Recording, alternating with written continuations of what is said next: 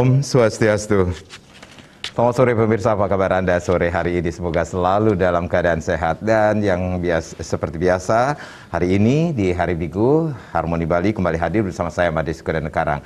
Pemirsa, Hari Tanpa Bra atau No Bra Day maksud saya, diperingati setiap tanggal 13 Oktober setiap tahunnya. Hari Tanpa Bra ini dibuat untuk meningkatkan kesadaran terhadap bahaya kanker payudara. Tapi tahukah Anda, kampanye No Bra Day ini bertepatan dengan bulan kesadaran kanker payudara sedunia.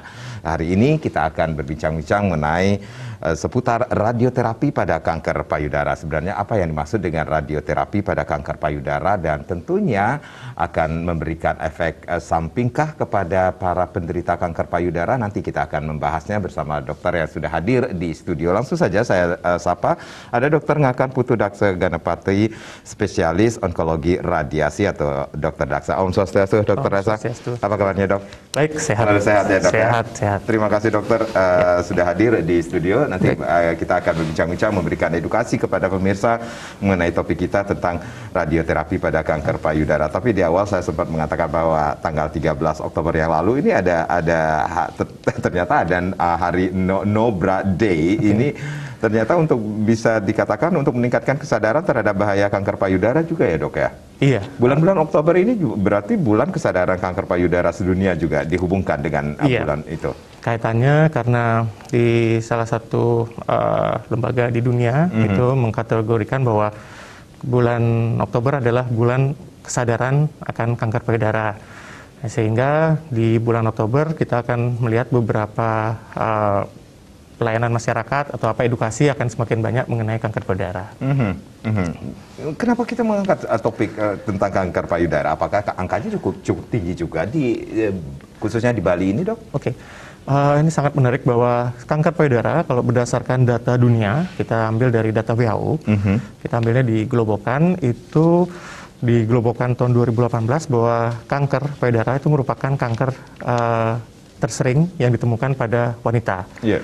Dan merupakan kanker hampir nomor 2 di dunia dari segi jumlah kejadian.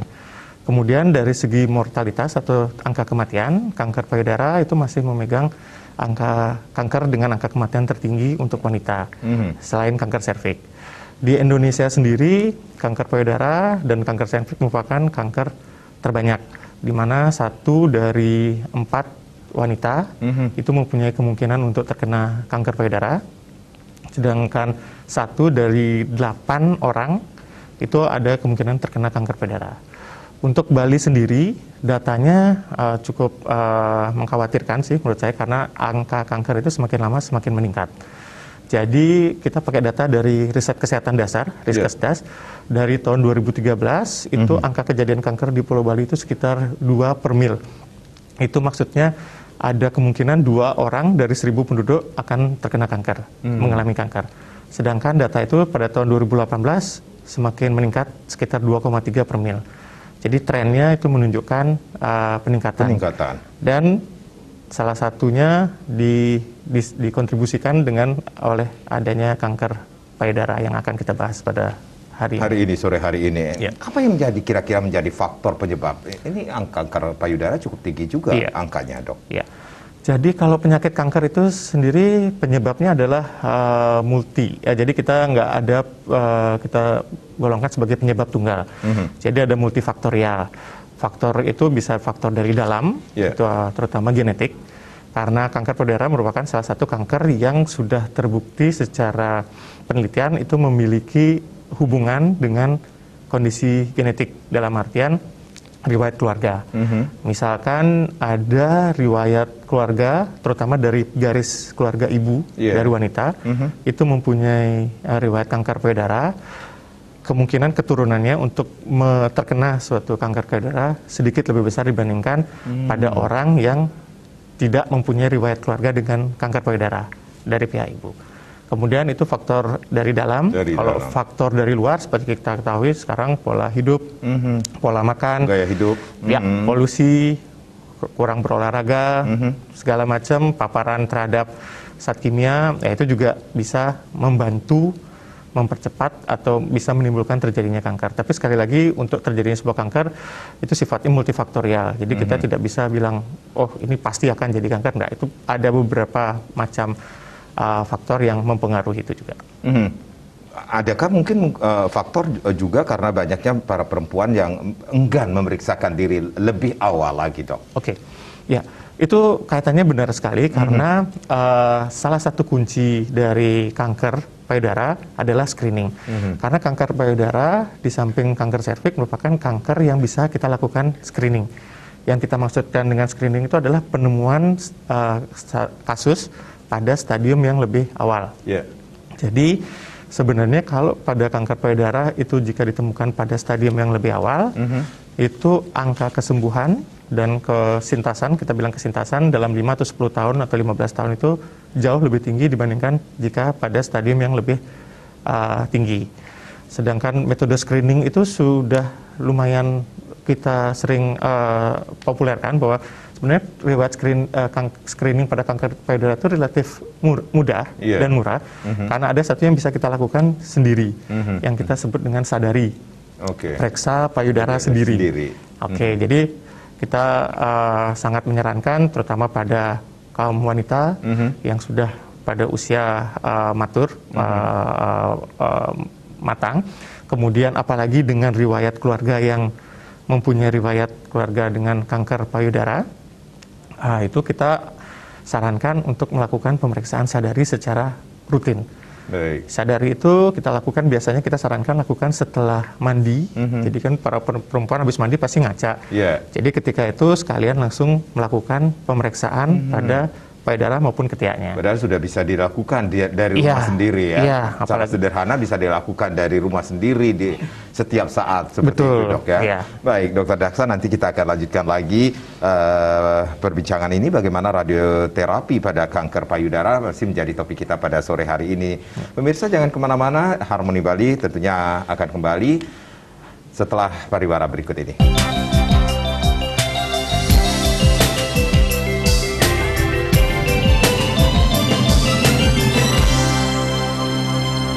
Ya, terima kasih Anda yang baru saja bergabung bersama kami di sore hari ini. Harmoni Bali masih bersama Dr. Ngakan Putu Daksa Ganapati, spesialis onkologi radiasi.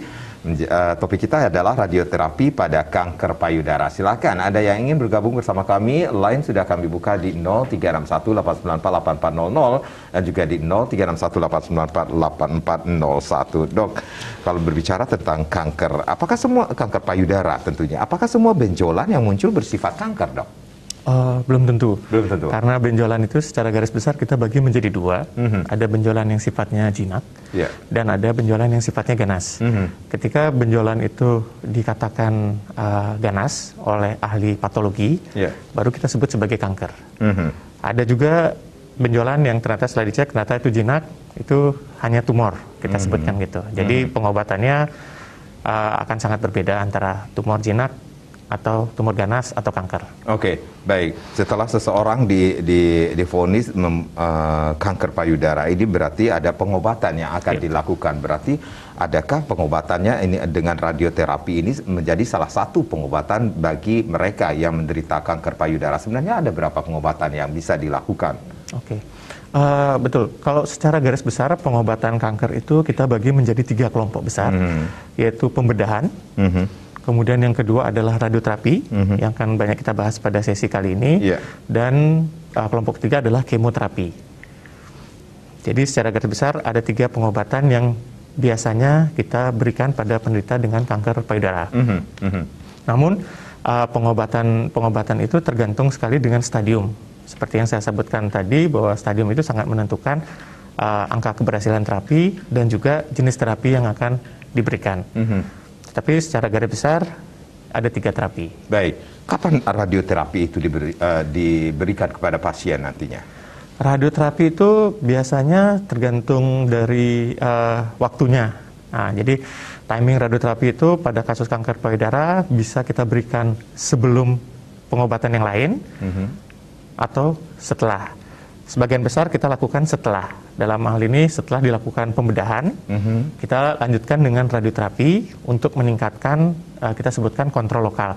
untuk meningkatkan keberhasilan terapi dengan cara menurunkan kemungkinan dia kambuh. Karena sekali lagi sifat kanker itu dia gampang sekali kambuh. Jadi walaupun sudah diangkat dengan sebersih-bersihnya, tetapi kita takutkan masih ada sel-sel ganas yang tertinggal di daerah tempat tumor itu berada. Nah, di sana kita perlu memberikan radiasi untuk mengurangi kekambuhan.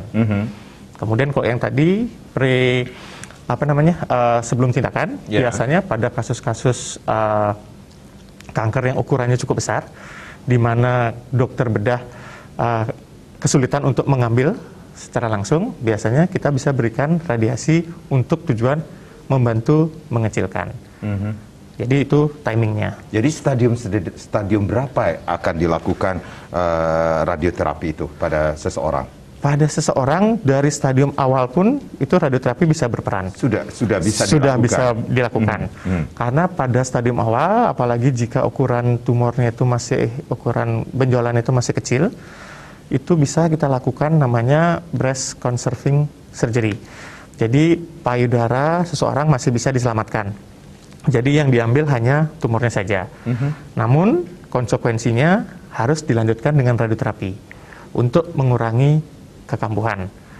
Jadi pada stadium awal di sana tempatnya. Tapi pada stadium yang 2-3 ke atas, biasanya terutama pada ukuran tumor di atas 5 cm, itu biasanya pilihan terapi adalah pengangkatan seluruh jaringan payudara. Di mana disarankan dilanjutkan dengan radiasi, tujuannya adalah untuk mengurangi kemungkinan kekambuhan pada area di mana telah dilakukan operasi. Kemudian pada stadium akhir pun, pada stadium lanjut, di mana sudah ada penyebaran misalnya, radioterapi masih bisa berperan untuk mengurangi keluhan-keluhan secara spesifik. Misalkan, mohon maaf, jika ada penderita dengan kanker payudara dengan perdarahan yang aktif, di sana radiasi bisa berperan untuk mengurangi perdarahan.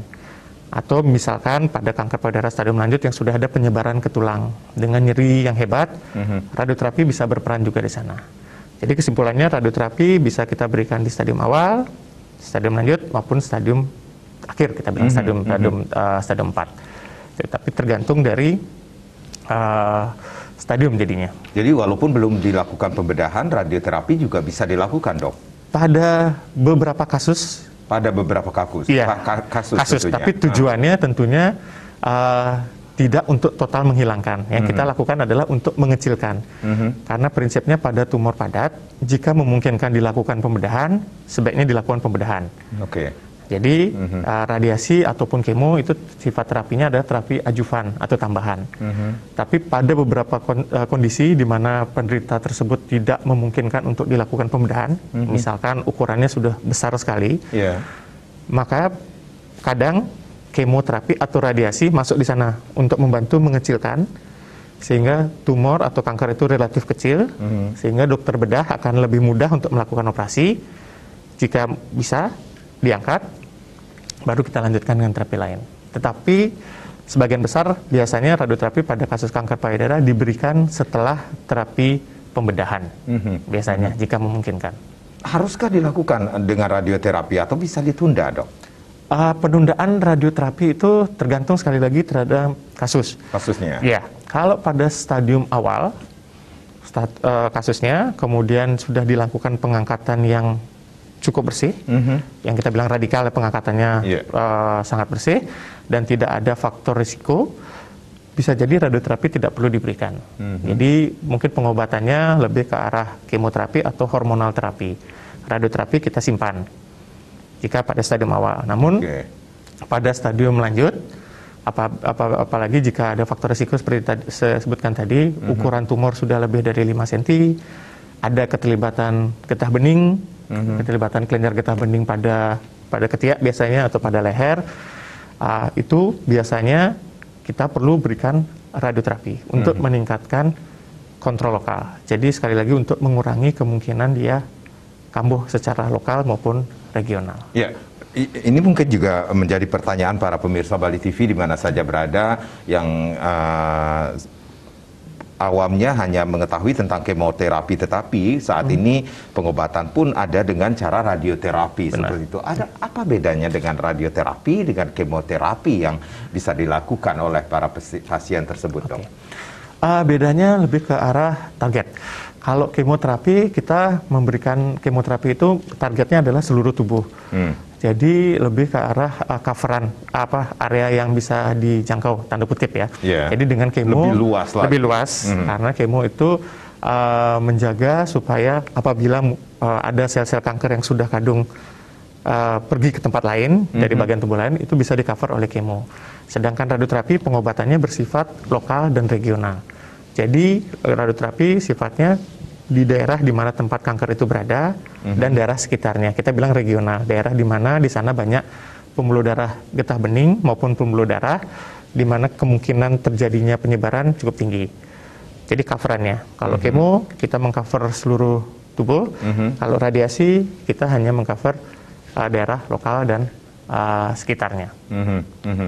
Itu perbedaan yang paling dasar mengenai radioterapi maupun kemoterapi. Ya, baik. Berarti ada persiapan yang harus dilakukan oleh para pasien yang akan melakukan radioterapi ini sendiri, Dok? Iya, betul.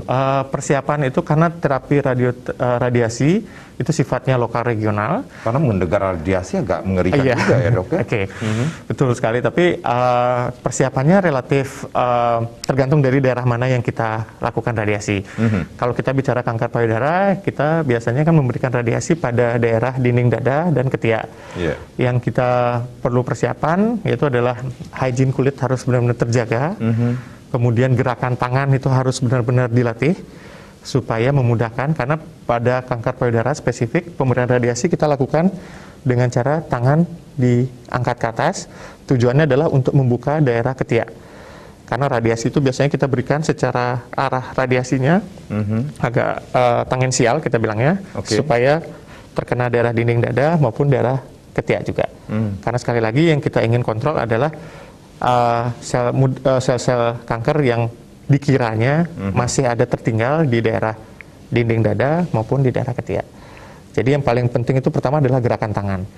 Jadi biasanya kan pada pasien-pasien kanker payudara, pada pasca operasi biasanya pasti akan ada limitasi gerakan. Jadi kita sangat sering kalau ada rencana radioterapi, mohon segera mobilisasi dini atau latihan dini itu segera dilakukan, karena akan sangat membantu kita ketika melakukan radiasi. Dengan kita bisa mengangkat tangan seperti ini, area radiasi akan lebih terekspos dengan baik. Jadi dosis radiasi akan lebih tersebar lebih merata dibandingkan penderita yang tangannya begini. Tangannya agak susah, jadi ketiaknya agak tertutup, jadi dosis radiasi pada tangan juga akan lebih besar. Tapi dengan begini, dosis radiasi akan jauh lebih homogen dan efek sampingnya juga akan relatif lebih ringan. Oke. Gitu. Berapa lama sih, Dok, durasi yang akan dilakukan ketika dilakukan radiasi itu sendiri, Dok? Durasi rata-rata itu berkisar antara 15 sampai 20 menit. Walaupun dengan stadium yang berbeda, Dok? Rata-rata. Sama? Tapi rata-rata. Tapi itu sekali lagi tergantung dengan teknik yang kita gunakan dan sekali lagi tergantung dari anatomi pasien. Ada berapa teknik sebenarnya, Dok? Kalau di radioterapi kita ada yang teknik konvensional 2 dimensi. Itu kemudian itu dengan menggunakan perencanaan yang relatif sederhana, namun sekarang sudah berganti ke teknik yang canggih, konformal. Kita bilang konformal di mana bentukan berkas radiasi itu kita bentuk sedemikian rupa sehingga menyerupai targetnya. Jadi paparan dosis pada organ lainnya relatif lebih sedikit, tapi konsekuensinya waktu yang diperlukan sedikit lebih lama. Tetapi rata-rata pada kasus kanker payudara memerlukan waktu sekitar 15 sampai 20 menit per sesi. 15 sampai 20 menit per sesi. Apa yang akan dirasakan, Dok, para pasien nantinya? Radiasi itu sebenarnya sesuatu yang tidak berwarna, tidak berasa, tidak panas, tidak dingin. Jadi penderita tidak akan merasakan apa ketika dilakukan radiasi. Penderita kita baringkan sesuai dengan posisi yang kita inginkan. Kita posisikan terutama tangannya seperti yang tadi saya sampaikan. Kemudian alatnya akan bergerak sendiri,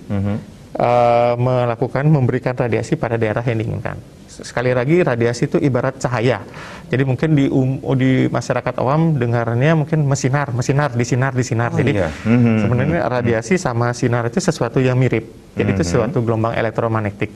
Cuma yang membedakan panjang gelombang dan energinya. Cahaya itu panjang gelombangnya relatif lebih panjang dengan energi lebih kecil, makanya bisa nampak. Sedangkan radiasi itu panjang gelombangnya lebih pendek dengan energi lebih besar. Dia tidak nampak, tetapi apa yang dirasakan relatif sama. Atau analoginya mungkin kalau penderita mungkin para pasien lebih sering ronsen atau CT scan ya seperti itulah. Jadi kurang lebih rasanya ketika kita dilakukan pemeriksaan radiologi konvensional ronsen, penderita cuma duduk atau berdiri, dipencet, jepret kasar gitu, difoto sudah, kan tidak terasa apa ya seperti itu. Tapi ini untuk durasi yang relatif lebih lama dibandingkan proses radiologi pencitraan. Jadi aman sekali, Dok? Aman kalau kita berikan secara radiasi itu ya ibarat sama seperti pengobatan lainnya, pasti akan ada efek terapi maupun efek samping. Asal kita bisa berikan secara benar, aman. Itu. Jadi bisa dikatakan ini juga memberikan pilihan kepada pemirsa atau pasien yang mengalami kanker payudara untuk melakukan radioterapi ini sendiri. Betul. Berarti ini juga bisa dikatakan juga aman juga ya, Dok ya? Ya, asal kita berikan sesuai dengan yang kita perlukan secara dosis, dan kita juga pasti melakukan sebelum kita lakukan radiasi, kita ada beberapa lakukan proses quality control dan quality assurance kita namanya. Jadi sebelum radiasi diberikan, kita pastikan posisi pasiennya sudah benar atau belum. Kemudian sebelum itu kita foto dalam artian radiologi. Jadi kita foto kayak ronsen, kita pastikan kondisi tulang, kondisi tubuhnya persis sama seperti yang kita targetkan. Setelah dengan standar deviasi kurang dari 3 mili. Jadi kalau lebih dari 3 mili kita harus posisikan pasiennya ulang lagi. Jika deviasinya terjadi kurang dari 3 mili, itu berarti sudah lampu hijau, baru radiasi kita berikan. Langsung dilakukan? Iya. 15-20 menit, kemudian pasien dilakukan radiasi, setelah itu selesai, boleh pulang. Karena radiasi pada umumnya adalah kondisi rawat jalan, pelayanan rawat jalan. Baik, Dr. Daksa, kita rehat kembali, nanti kita akan lanjutkan lagi. Pemirsa, jangan kemana-mana, di sesi berikutnya silakan Anda yang ingin bergabung bersama kami atau bertanya lebih banyak lagi tentang apa itu radioterapi pada kanker payudara. Anda bisa berinteraksi nanti di 0361898400 dan juga di 0361898401. Sesaat lagi.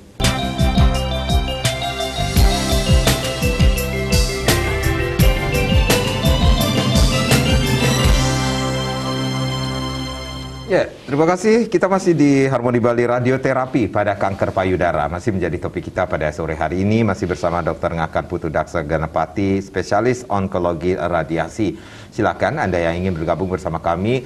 Lain sudah kami buka kembali di 0361-894-8400 dan juga di 0361-894-8401. Kalaupun Anda ingin bertanya lebih banyak lagi tentang topik kita atau seputaran dengan topik kita, silakan nanti Dr. Daksa akan memberikan solusi yang terbaik buat Anda tentunya. Dok, yang menjadi pertanyaan saya juga mungkin saya hanya mengira saja, berarti ketika pasien masuk ke ruangan untuk dilakukan radiasi ini sendiri, berarti pasien akan sendirian di sana, berarti? Iya. Secara teknis sendirian, tetapi tetap ketika pasien menjalani terapi radiasi pasti dalam pengawasan kita. Jadi karena yang kita berikan adalah radiasi, yang pasti itu kan pasti akan ada efeknya terhadap orang sehat. Jadi pada saat radiasi diberikan tidak boleh ada orang di sekitarnya. Jadi ada ruangan khusus namanya bunker. Pasien itu sendiri, tetapi ada beberapa kamera yang akan mengawasi. Jadi kalau ada terjadi sesuatu, pasti kita akan tahu. Ada kekuatannya kah diberikan pada saat radiasi itu diberikan, Dok? Ya, kalau untuk kekuatan kita namakan dosis. Jadi dosis kalau dalam radioterapi kita bilangnya gray. Dosis itu konstanta dosis untuk radioterapi gray biasanya kita berikan dengan dosis 2 gray. Itu agak berbeda untuk mungkin komparasinya ke radiologi ya. Kalau radiologi, energi radiasi yang kita berikan itu masih dalam kisaran kilovolt. Jadi kita untuk mengambil gambar pencitraan energinya cukup kilovolt. Tetapi karena kita di sini tujuannya adalah untuk membunuh sel-sel kanker, membunuh sel tumor. Jadi energi yang kita berikan adalah megavolt. Jadi yang kita harapkan adalah adanya kerusakan pada jaringan tumor atau sel-sel kanker yang masih tersisa. Itu yang membedakan. Tapi kalau kita pakai patokan dosisnya kita bilang Cray.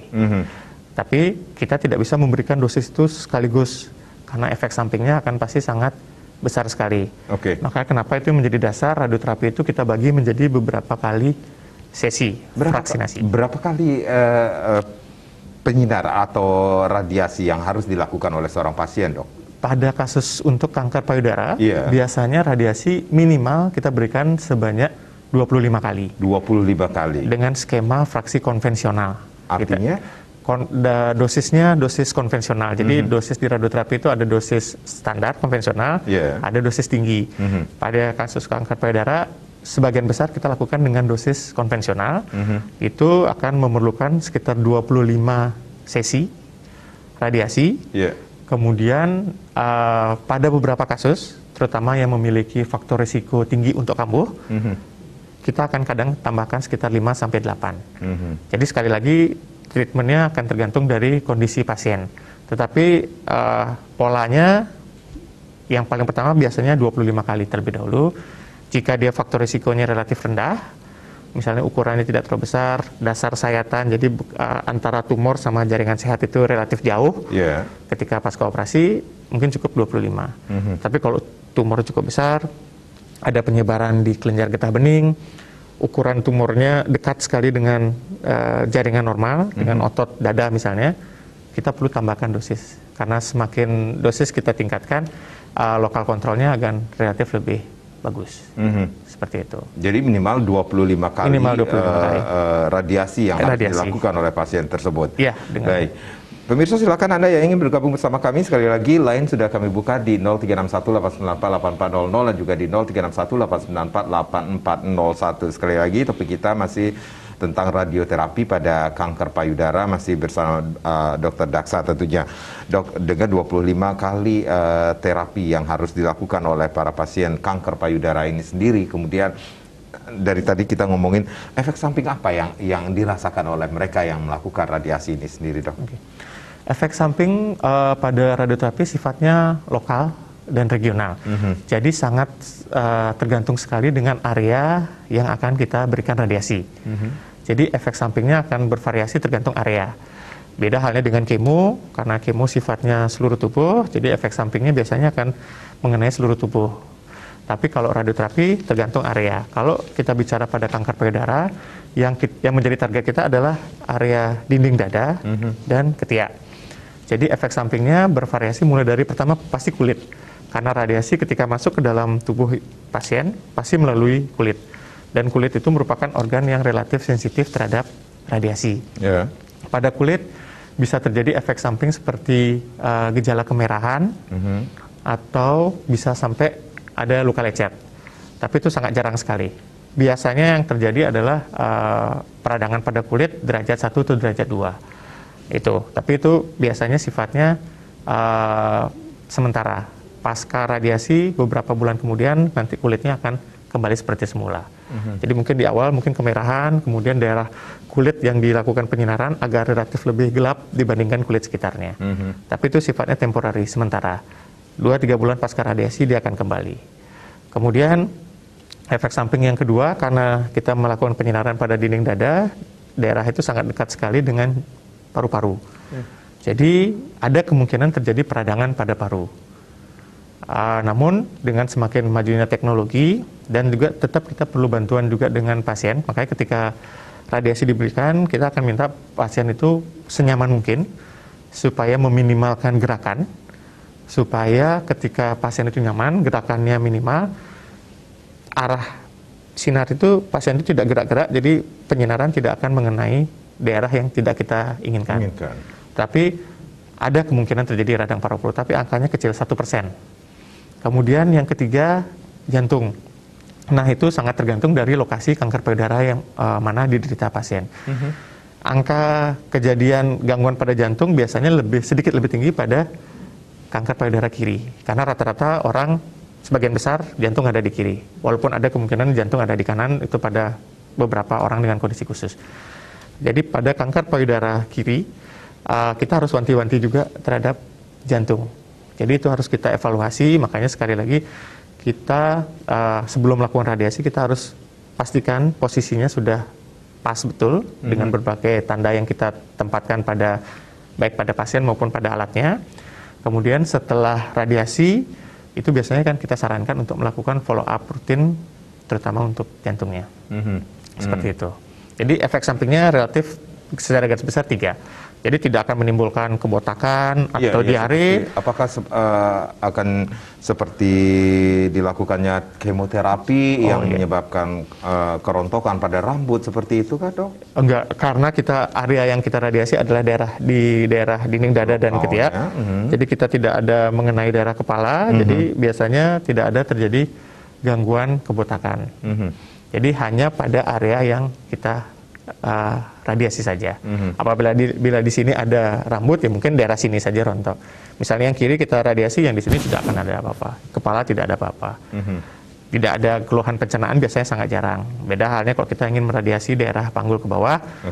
Mungkin daerah sini tidak akan terjadi apa-apa, mungkin diare dia. Seperti itu. Jadi areanya atau efek sampingnya sangat tergantung dari area mana yang kita lakukan radiasi. Baik, jadi dari 25 kali minimal pelaksanaan radiasi ini sendiri, misalnya seseorang melakukan radiasi hari ini tetapi besoknya tidak bisa dilakukan, apakah itu akan berdampak lagi terhadap sang pasien? Kalau untuk kita ngomongin terapi, kita bicara tentang terapi, idealnya adalah sesuai dengan skema yang kita rencanakan. Jadi sudah ada skemanya? Skemanya yaitu yang dilakukan radiasi itu kita lakukan setiap hari, Senin sampai Jumat, Sabtu Minggu itu istirahat. Tujuannya pasien untuk beristirahat untuk memulihkan, mempercepat penyembuhan terhadap organ-organ di sekitarnya yang terkena radiasi. Kemudian keberhasilan terapi salah satunya memegang peranan adalah keteraturan terapi. Ketika kita melakukan radiasi, kasarnya radiasi hilang, tidak radiasi, loncat lagi, angka keberhasilannya otomatis pasti lebih rendah dibandingkan pada penderita yang menjalani terapi radiasi sesuai dengan jadwal.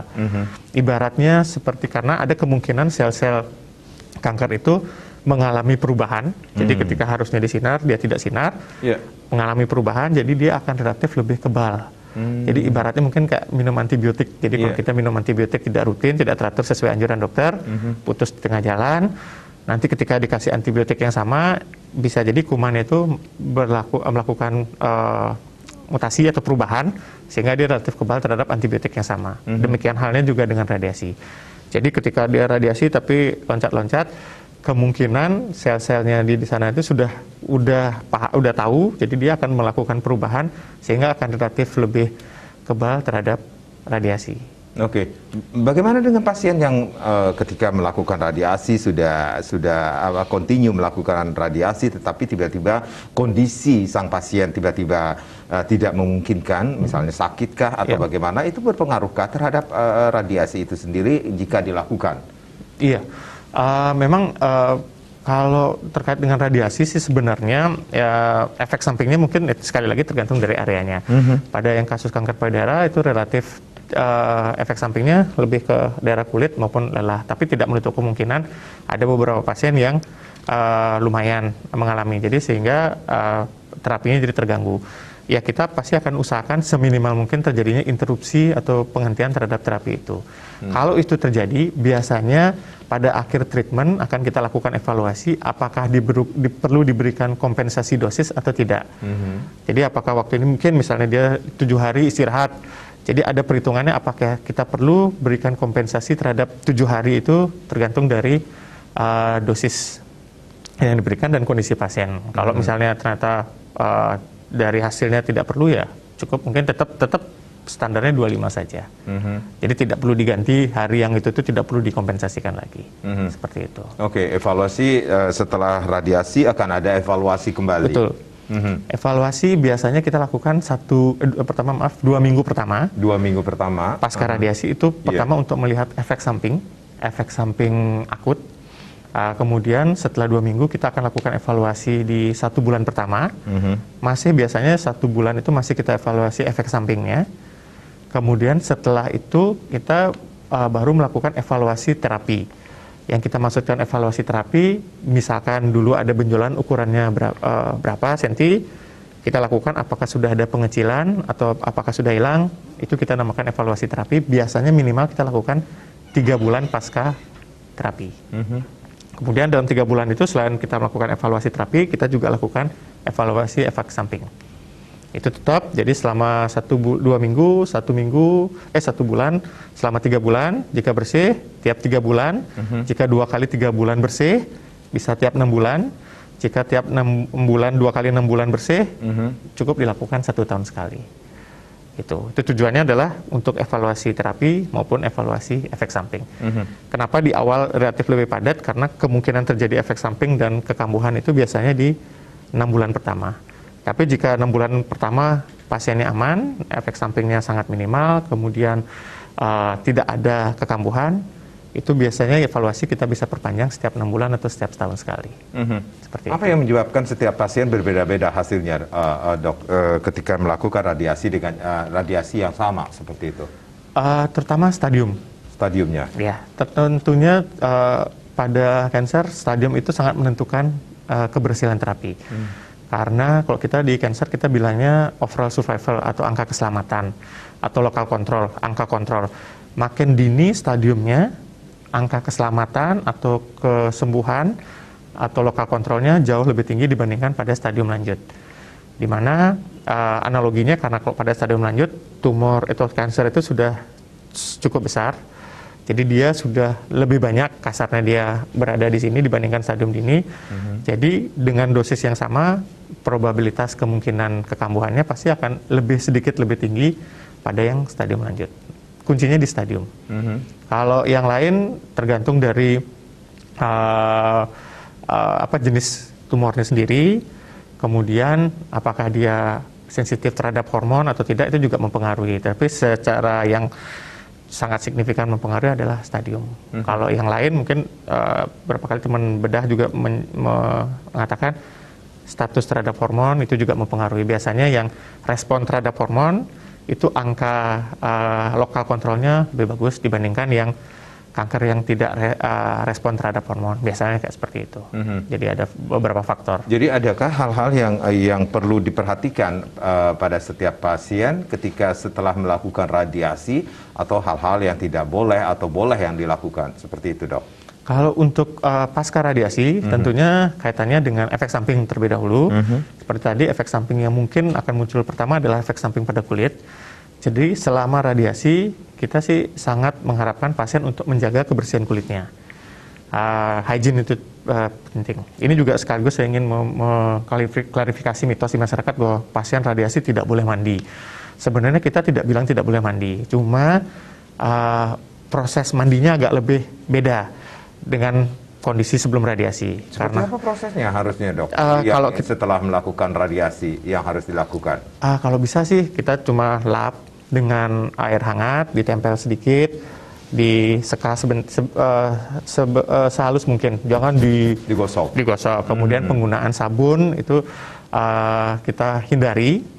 Mungkin kalau bisa diperbolehkan adalah sabun-sabun yang untuk bayi, misalkan itu dengan tingkat pH yang lebih aman. Jadi harus dihindari sekitar kalau bisa. Tapi kita sangat menganjurkan untuk rajin-rajin dibersihkan. Karena kalau tidak dibersihkan itu malah menjadi sumber infeksi. Jadi kemudian pakai pakaian yang relatif longgar, kemudian dengan bahan yang nyaman, kemudian berada dalam suhu yang sejuk. Kalau ada kipas atau AC itu bisa lebih disarankan. Kemudian gunakan pakaian yang tadi longgar, dan kalau bisa tidak usah pakai pakaian dalam artian bra, karena takutnya adanya gesekan terhadap branya itu juga akan meningkatkan resiko terjadinya lecet. Karena kulit daerah yang diradiasi itu akan jauh lebih sensitif dibandingkan kulit normal. Jadi itu selama terapi. Kemudian pasca terapi 2-3 bulan itu masih merupakan fase kritis dalam kulit. Dalam artian itu masih ada risiko terjadinya gangguan pada kulit. Jadi tetap 2-3 bulan pasca radiasi, perlakuannya diharapkan masih sehati-hati ketika menjalankan radiasi. Setelah itu, setelah lewat 3 bulan, biasanya angka kejadian efek samping pada kulit akan jauh lebih rendah, jadi penderita sudah bisa mandi seperti biasa. Aktivitas juga gitu sangat dihindari, aktivitas yang paparan langsung terhadap matahari atau yang berkeringat, membuat berkeringat terlalu banyak. Itu berolahraga silakan, tapi dilihat intensitasnya supaya untuk mengurangi keringat yang diproduksi ketika olahraga di daerah yang radiasi dan adanya gesekan terhadap kulit daerah yang diradiasi. Ya, Dr. Daksa, kita akan rehat kembali. Nanti kita akan kembali lanjutkan perbincangan mengenai radioterapi pada kanker payudara. Pemirsa, jangan kemana-mana, kami akan kembali sesaat lagi.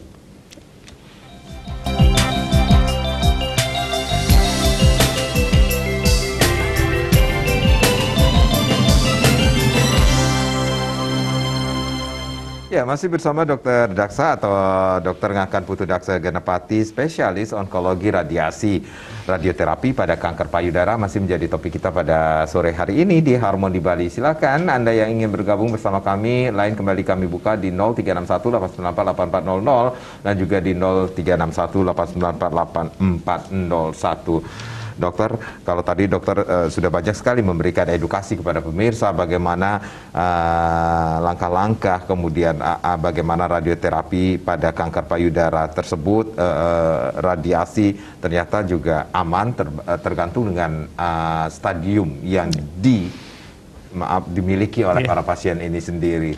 Nah, ini dengan apa yang sudah dilakukan dengan pengobatan selain pembedahan, kemudian kemoterapi, ternyata ada radioterapi yang juga masyarakat juga perlu ketahui saat ini, Dok. Iya, betul. Dan itu sudah bisa dilakukan di Bali ini sendiri, Dok? Sudah, saat ini sudah bisa dilakukan di rumah sakit di Bali. Oke, baik. Dan persiapannya pun sudah tidak tidak begitu ribet untuk para pasien. Iya, secara garis besar relatif mudah. Jadi yang kita perlukan sebenarnya cuma data penunjang, pemeriksaan penunjang. Yang kita biasanya pemeriksaan darah. Darah pun yang kita lakukan hanya darah lengkap. Baik. Itu. Ya, sudah ada Ibu Haji Adam dari Tasikmalaya, Jawa Barat ya. Iya, selamat sore Ibu. Halo. Baik, terputus sayang sekali ya Ibu Haji Adam dari Tasikmalaya, terputus. Mungkin bisa menghubungi kami kembali, waktu masih ada tersisa Ibu. Dan yang pastinya ini aman sekali dilakukan dengan melakukan terapi atau pengobatan radioterapi ini sendiri. Ya. Tergantung dengan stadium yang dimiliki oleh para pasien itu sendiri. Ya, kalau aman sih pasti aman untuk segala stadium. Untuk segala stadium aman karena kita pasti melakukan tindakan itu dengan langkah-langkah yang sudah sesuai aturan. Biasanya kita pakai aturan itu dari IAEA. Jadi badan di bawah PBB yang mengatur tentang penggunaan radiasi. Salah satunya radiasi untuk medis itu diatur oleh IAEA. Yang standar kita lakukan di sini adalah sudah sesuai dengan standar IAEA. Baik. Dokter, aman. Dokter Daksa, dengan ketika kita mendengar kanker payudara, itu kan payudara menjadi suatu kebanggaan bagi para wanita ini sendiri. Apakah setiap penderita kanker payudara akan selalu diikuti dengan pengangkatan payudara ini sendiri, Dok? Kembali lagi ke stadium. Pada stadium awal, kembali ke stadium. Karena pengobatan itu sangat tergantung oleh stadium. Di mana pada stadium awal dimungkinkan pengangkatan hanya pada tumornya saja. Baik. Ada Pak Ketut Pasa yang dari Kelungkung bergabung. Om Swastiastu, selamat sore Pak Ketut. Om Swastiastu, selamat sore. Nggih. Durus Pak Ketut, singkat. Yang punya anak